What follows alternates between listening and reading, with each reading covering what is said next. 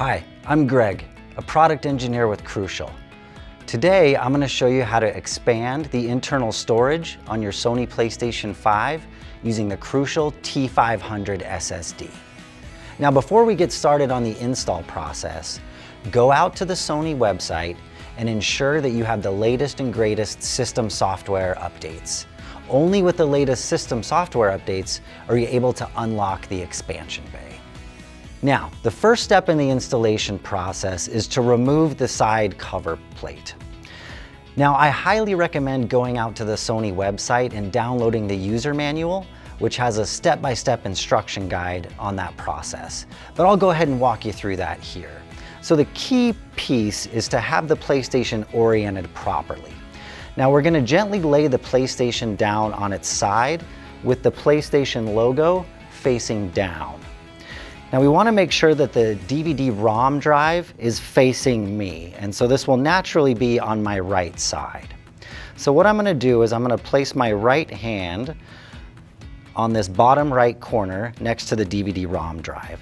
Now, my left hand will be at the top right corner of the cover panel, and I'm going to put my forefinger just under the edge and then my thumb down on the console itself. Now, it will be a very gentle amount of pressure up and to the right in order to get the cover plate to come off. Now, you want to exercise extreme caution anytime you're applying pressure to an electronic device because we don't want to damage the console. So if I walk you through that, I will gently push up and to the right, and it should pop off very nice and easy. Now you will be able to see the cover plate that covers the expansion bay. That's secured with a Sony set screw that I can remove with a Phillips screwdriver.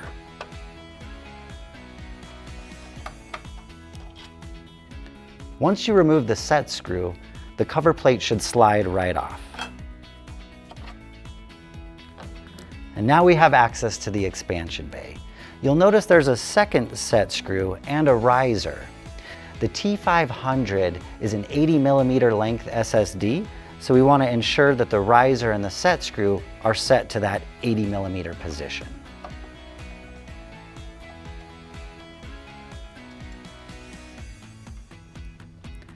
Now, once we've got that riser situated properly, it's time to install the SSD. Now, the connector is keyed, so there's only one way to insert this. You can't plug it in upside down. And we want to use a roughly 30-degree insertion angle when plugging in the SSD. And then we'll push that in place. We'll gently set that down on top of the riser, and then we'll reinstall the set screw to secure it in place.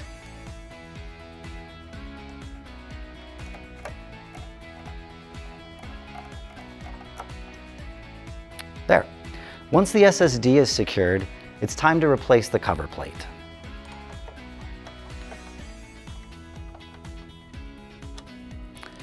Now, once the cover plate is secured, it's time to put the side panel back on. This will be the reverse process of what we did to remove it. We're going to align the grooves on the side panel with the console, and it will be a very gentle sliding motion to the left and down, the opposite direction we did to remove. And then you will be able to hear it click into place, just like that.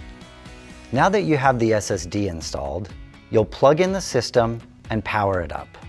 You'll be prompted to format the new drive, and you'll want to go ahead and do that. Take note that this will erase any data you currently have stored on the drive. Now, to use the T500 as your primary device, you'll want to go to Settings, then Storage Settings, and manually select the T500 as your default download location. Now, you'll need to do this for both your PlayStation 5 and PlayStation 4 games separately. Once you've done that, you're all set up so that all your new game downloads will go direct to your SSD. And there you have it. You've successfully expanded the internal storage on your Sony PlayStation 5. Now you have plenty of space to store all your games. If you have any questions or for additional information, please visit Crucial.com.